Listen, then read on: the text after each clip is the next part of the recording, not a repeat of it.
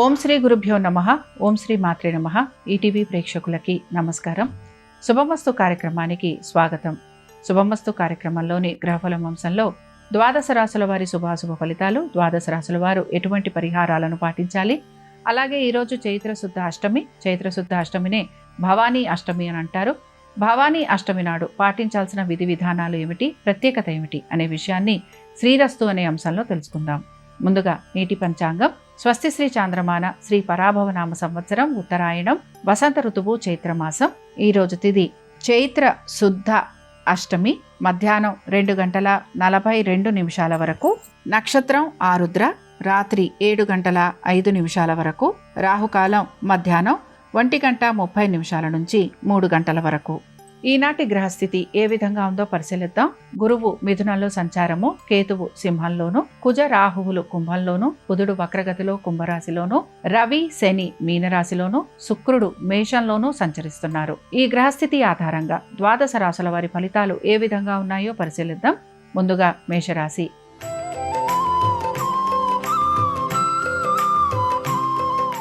మేషరాశి వారు ఆర్థికపరమైన విషయాలలో వీరికి అనుకూలత అనేది గోచరిస్తోంది. స్థిరాస్తి విషయాలలో కూడా సానుకూలమైన పరిస్థితులు కనపడుతూ ఉంటాయి. స్థిరాస్తుల పైన ఆర్థికంగా అనుకూలత అనేది గోచరిస్తోంది. నూతన పెట్టుబడుల వలన మీకు ఆర్థిక పురోగతి కూడా సూచిస్తోంది. అయితే సంతానము, వారి యొక్క ఆరోగ్యము, విద్య వీటి గురించి మాత్రం శ్రద్ధాశక్తుల్ని కనబరచాలి. వ్యాపారస్తులకి వ్యాపారపరంగా నూతన రుణ ప్రయత్నాలు చేస్తుంటే అందులో సానుకూలత అనేది గోచరిస్తోంది. ఇతర వృత్తులలో ఉన్న వారికి ఫలితాలు ఆశించిన విధంగా ఉండే అవకాశాలు గోచరిస్తున్నాయి. మేషరాశికి చెందిన స్త్రీలకి కూడా వృత్తి ఉద్యోగ వ్యాపారాలలో సానుకూలమైన పరిస్థితులు గోచరిస్తున్నాయి. ఆర్థికంగా అనేక విషయాలలో శుభ ఫలితాలుంటాయి.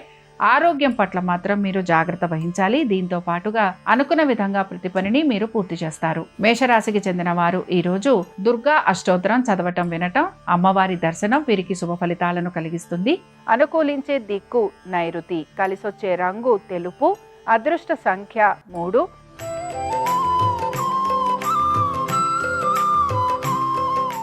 వృషభ రాశి వారి ఫలితాలను గనక పరిశీలించినట్లయితే వృషభ రాశి వారికి ఉద్యోగస్తులకి, వ్యాపారస్తులకి, ఇతర వృత్తులలో ఉన్న వారికి ఆర్థికంగా అనుకూలత గోచరిస్తోంది. అలాగే ప్రతి విషయాల్లోనూ కూడా మీకు ఆశించినట్టుగా పురోగతి కూడా సూచిస్తోంది. వృత్తి ఉద్యోగ వ్యాపారాలతో పాటు ఆర్థిక పురోగతితో పాటు సంబంధ బాంధవ్యాలలో కూడా మీకు అనుకూలమైన స్థితిగతులు గోచరిస్తున్నాయి. సంతానానికి అనుకూలంగా ఉంది. నూతన పెట్టుబడుల వలన మీకు ఆర్థిక పురోగతి సూచిస్తోంది. వృషభ రాశికి చెందిన స్త్రీలకి కూడా అనేక విషయాలలో శుభ ఫలితాలు కలుగుతున్నాయి. మీకు గౌరవ మర్యాదలు పెరగటము, దీంతో పాటు నూతన అవకాశాలు రావటము, నూతన అవకాశాల వలన మీకు ఆర్థిక పురోగతి కూడా సూచిస్తోంది. వృషభ రాశికి చెందిన వారు ఈరోజు దుర్గా కవచం చదవటం, వినటం, అమ్మవారి దర్శనం మీకు శుభ ఫలితాలను కలిగిస్తుంది. అనుకూలించే దిక్కు ఈశాన్యం, కలిసొచ్చే రంగు ఎరుపు, అదృష్ట సంఖ్య 5.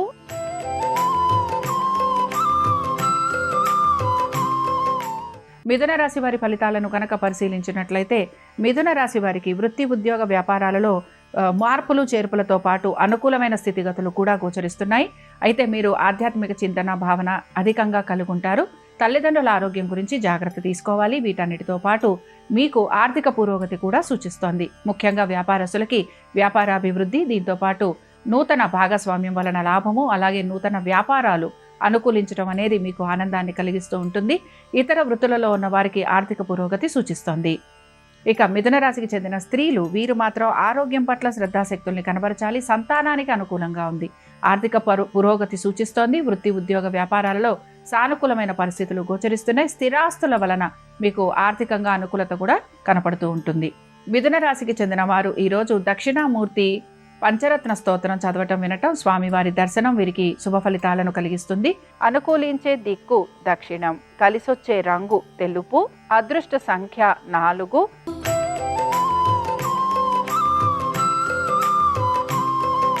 కర్కాటక రాశి వారి ఫలితాలను కనుక పరిశీలించినట్లయితే కర్కాటక రాశి వారికి వృత్తి ఉద్యోగ వ్యాపారాలలో ప్రతికూలత అనేది ఎక్కువగా ఉంది. ప్రయత్నించిన ప్రతిసారి కూడా మీకు నిరాశ ఎక్కువగా కలుగుతూ ఉంటుంది. ఆటంకాలు అధికంగా ఉండటం వలన ఇబ్బందికి గురవుతూ ఉంటారు. ఆరోగ్యం పట్ల జాగ్రత్త వహించాలి. ఆర్థికపరమైన విషయాలలో కూడా ఖర్చులు అధికంగా ఉండటం వలన నిరాశకు గురవుతూ ఉంటారు. పెడుతున్న పెట్టుబడులు నష్టంగా మారే అవకాశం ఉంటుంది కనుక జాగ్రత్త వహించాలి.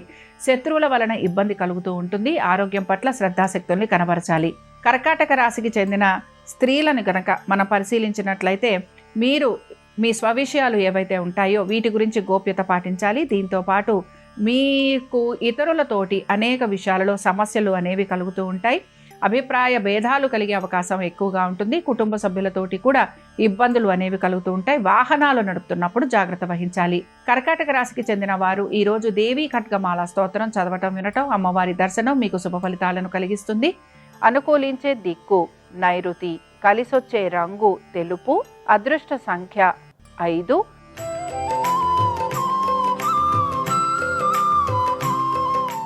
సింహరాశి వారి ఫలితాలను గనక పరిశీలించినట్లయితే సింహరాశి వారికి వ్యాపారాల్లో అభివృద్ధి గురించి ఎక్కువగా ప్రయత్నం చేస్తూ ఉంటారు. నూతన రుణ ప్రయత్నాల గురించి ప్రయత్నం అనేది కొనసాగుతూ ఉంటుంది. భాగస్వామ్యం వలన నష్టం కలిగే అవకాశాలు ఎక్కువగా ఉంటాయి. వివాహాది శుభకార్య ప్రయత్నాలు చేస్తున్న వారికి ప్రయత్నం అనేది కొనసాగుతూ ఉంటుంది. ప్రతి విషయంలోనూ జాప్యము, ఆలస్యము కలగటం, అలాగే మీరు చేసిన పనుల గురించి నిందలు వహించాల్సిన పరిస్థితులు కూడా మీకు గోచరిస్తూ ఉంటాయి. ఇక సింహరాశికి చెందిన స్త్రీలకి గనక పరిశీలించినట్లయితే రుణ సంబంధిత విషయాలలో మీకు ఇబ్బందులు అనేవి కలుగుతూ ఉంటాయి. అలాగే మీకు ఇతరులతోటి కలిగిన అనుబంధం ఏదైతే ఉంటుందో దాని గురించి మీరు ఇబ్బందులు కూడా గురవుతూ ఉంటారు. మీ ఆంతరంగిక విషయాల గురించి జాగ్రత్త వహించాలి. సింహరాశికి చెందిన వారు ఈరోజు దత్త అష్టోత్తరం చదవటం వినటం, స్వామివారి దర్శనం వీరికి శుభ ఫలితాలను కలిగిస్తుంది. అనుకూలించే దిక్కు నైరుతి, కలిసొచ్చే రంగు తెలుపు, అదృష్ట సంఖ్య 3.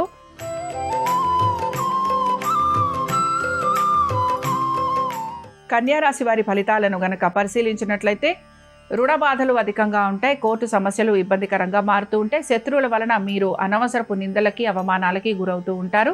దీంతో పాటు అనారోగ్య సమస్యలు మీకు అధికంగా ఇబ్బందిని కలిగిస్తూ ఉంటాయి.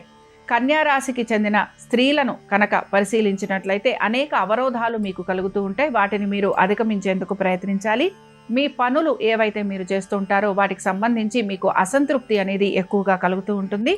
దీంతో పాటు మీరు ఇతరులతోటి పోటీపడి చేసే పనులలో కూడా మీకు ఆశించినట్టుగా పురోగతి లేకపోవటం నిరాశను కలిగిస్తుంది. కన్యారాశికి చెందిన వారు ఈరోజు దక్షిణామూర్తి అష్టోత్తరం చదవటం వినటం, స్వామివారి దర్శనం వీరికి శుభ ఫలితాలను కలిగిస్తుంది. అనుకూలించే దిక్కు దక్షిణం, కలిసొచ్చే రంగు తెలుపు, అదృష్ట సంఖ్య 4.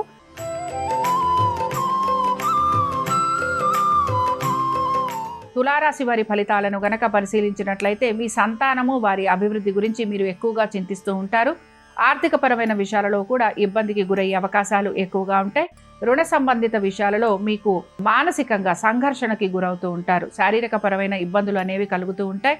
దీంతో పాటుగా మీ యొక్క భాగస్వామ్యంలో కూడా మీకు ఆర్థికపరమైన విషయాలలో ఒడిదుడుకులు అనేవి కలుగుతూ ఉంటాయి.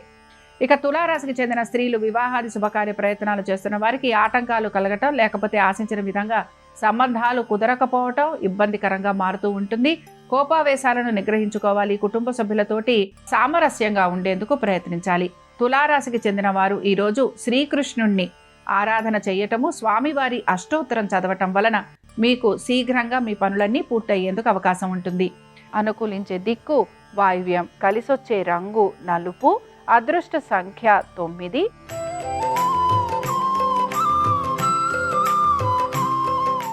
వృశ్చిక రాశి వారి ఫలితాలను గనక పరిశీలించినట్లయితే వృశ్చిక రాశి వారు మాత్రం కుటుంబము, కుటుంబ శ్రేయస్సు గురించి ఎక్కువగా మీరు ఆలోచన అనేది చేస్తూ ఉంటారు. సంతానం ఆరోగ్యం గురించి శ్రద్ధాశక్తుల్ని కనబరచాలి. దీంతో పాటుగా తల్లిదండ్రుల ఆరోగ్యం గురించి జాగ్రత్త వహించాలి. స్థానచలనము, బదిలీలు లాంటి వాటి గురించి ప్రయత్నం చేస్తున్న వారికి అనుకూలత అనేది గోచరిస్తోంది. అయితే ఇక్కడ ముఖ్యంగా ఈ వృశ్చిక రాశి వారు మాత్రం స్థిరాస్తులు, పెట్టుబడులు వీటికి సంబంధించి అత్యంత జాగ్రత్తను కనపరచాలి. వృశ్చిక రాశికి చెందిన స్త్రీలకి కొత్త విషయాలు ఏవైతే ఉంటాయో వీటికి సంబంధించి మీరు ఎక్కువగా ఆసక్తిని కనబరుస్తూ ఉంటారు. దీంతో పాటు కుటుంబ సభ్యులతోటి సంబంధ బాంధవ్యాలను పెంచుకోవడానికి ప్రయత్నించాలి. రుణ సంబంధిత విషయాలు ఏవైతే ఉన్నాయో వీటికి సంబంధించి మీరు ఇబ్బందికి గురయ్యే అవకాశాలు గోచరిస్తున్నాయి. వృశ్చిక రాశికి చెందిన వారు ఈరోజు దత్తాత్రేయుడి పంచరత్న స్తోత్రం చదవటం వినటం, స్వామివారి దర్శనం వీరికి శుభ ఫలితాలను కలిగిస్తుంది. అనుకూలించే దిక్కు ఈశాన్యం, కలిసొచ్చే రంగు ఎరుపు, అదృష్ట సంఖ్య 5.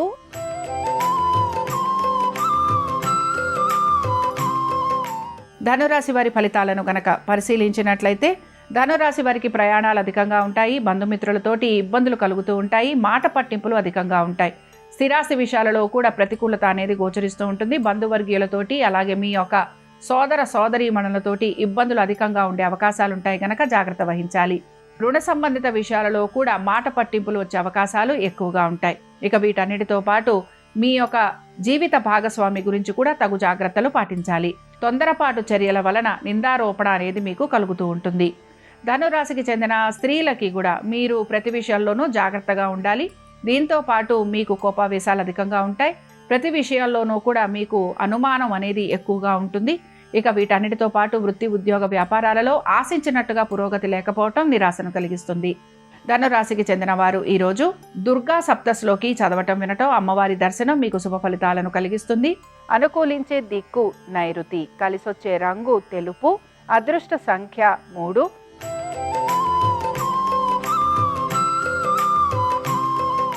మకర రాశి వారి ఫలితాలను గనక పరిశీలించినట్లయితే మకర రాశి వారికి వృత్తి, ఉద్యోగ, వ్యాపారాలలో సానుకూలమైన పరిస్థితులు గోచరిస్తున్నాయి. ముఖ్యంగా ఆర్థికంగా ఈరోజు అనుకూలత అనేది కనపడుతోంది. దీంతో పాటు స్థిరాస్తి విషయాలలో కూడా సానుకూలమైన పరిస్థితులు గోచరిస్తున్నాయి. నూతన వస్తు వాహనాలు అమరే అవకాశాలు ఎక్కువగా ఉంటాయి. నూతన పెట్టుబడులు మీకు ఆర్థికంగా పురోగతిని సూచిస్తున్నాయి. ఇక వీటన్నిటితో పాటు మీ సంతానము, వారి యొక్క అభివృద్ధి గురించి మీరు ఎక్కువగా ఆలోచన చేయటం అనేది గోచరిస్తోంది.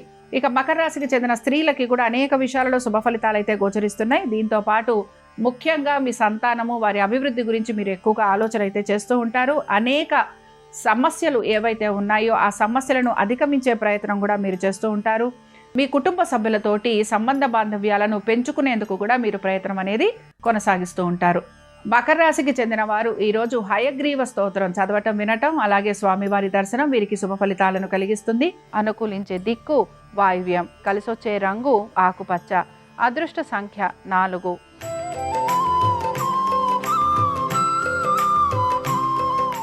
కుంభరాశి వారి ఫలితాలను గనక పరిశీలించినట్లయితే ఆరోగ్యం పట్ల శ్రద్ధాశక్తుల్ని కనబరచాలి.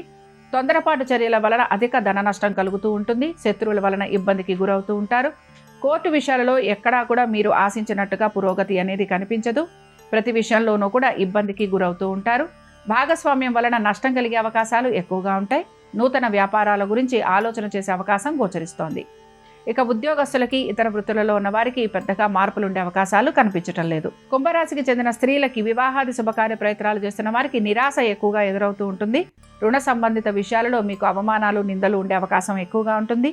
అలాగే మీ ఆంతరంగిక విషయాలు ఏవైతే ఉంటాయో వీటికి సంబంధించి జాగ్రత్తలు పాటించాలి. కుంభరాశికి చెందిన వారు ఈరోజు దేవి ఖడ్గమాల స్తోత్రం చదవటం, వినటం, అమ్మవారి దర్శనం వీరికి శుభ ఫలితాలను కలిగిస్తుంది.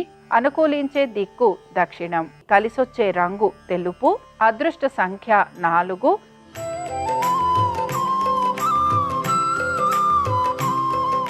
మీనరాశి వారి ఫలితాలను గనక పరిశీలించినట్లయితే మీనరాశి వారికి మాత్రం ఖర్చులు అధికంగా ఉన్నాయి. ప్రయాణాలు అదేవిధంగా ఉంటాయి. ఆరోగ్యం పట్ల శ్రద్ధాశక్తుల్ని కనబరచాలి. మీ సంతానం ఒక ఆరోగ్యం గురించి జాగ్రత్త తీసుకోవాలి. విద్యార్థులు శ్రమకి గురవుతూ ఉంటారు. విద్య పట్ల శ్రద్ధను కనబరచాలి. పోటీ పరీక్షలకు వెళ్తున్న విద్యార్థులు కూడా ఇబ్బందికి గురయ్యే అవకాశాలు గోచరిస్తున్నాయి. రుణ బాధలు, రుణ సమస్యలు అధికంగా ఉంటాయి. చేస్తున్న పనులన్నీ కూడా వాయిదా పడటం కానీ లేకపోతే జాప్యం ఉండే అవకాశాలు ఎక్కువగా ఉంటాయి. మీనరాశికి చెందిన స్త్రీలకి మాత్రం ఆర్థికంగా వీరికి అనుకూలత ఉంటుంది. ముఖ్యంగా మీరు గనక స్థిరాస్తులపైన మీరు ఎటువంటి పెట్టుబడులు పెడుతున్నా అందులో మీకు సానుకూలత అనేది గోచరిస్తోంది. దీర్ఘకాలిక పెట్టుబడులు మీకు ఆర్థికంగా పురోగతిని సూచిస్తున్నాయి. ఆరోగ్యం పట్ల మీరు శ్రద్ధాశక్తుల్ని కనబరచాలి. మీ మాట తీరుతోటి నలుగురి మెప్పుని పొందే అవకాశం మీకు ఎక్కువగా ఉంటుంది.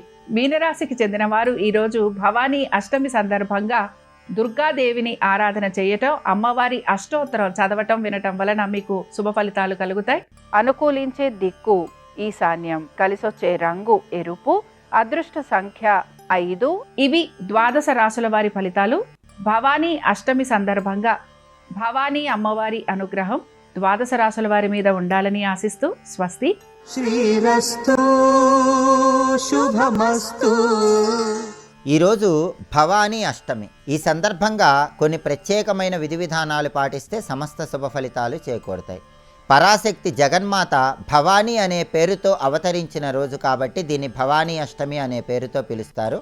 ఈరోజు భవానీ అష్టకాన్ని పఠించడం లేదా శ్రవణం చేయటం ద్వారా సమస్త దుఃఖాలు తొలగిపోయి సుఖాలు చేకూరతాయి. దగ్గరలో ఉన్న దుర్గాదేవి ఆలయానికి వెళ్ళి దుర్గాదేవిని దర్శనం చేసుకోవటం, దుర్గా ఆలయంలో ప్రదక్షిణలు చేయటం, దుర్గా ఆలయంలో దీపాన్ని వెలిగించడం ద్వారా తీవ్రమైన కష్టాల నుంచి సులభంగా బయటపడవచ్చు. అలాగే భవానీ అష్టమి సందర్భంగా అశోక వృక్షానికి ప్రదక్షిణలు చేసిన, అశోక వృక్షం దగ్గర దీపాన్ని వెలిగించిన సమస్త శుభ ఫలితాలు చేకూరతాయని, అనారోగ్య సమస్యలు తొలగింపజేసుకోవచ్చని భవిష్య పురాణంలో చెప్పడం జరిగింది. అశోక వృక్షం దగ్గర శివపార్వతుల చిత్రపటాన్ని ఉంచి పూజించినా కూడా ఈరోజు విశేషమైన శుభ ఫలితాలు సిద్ధింపజేసుకోవచ్చు.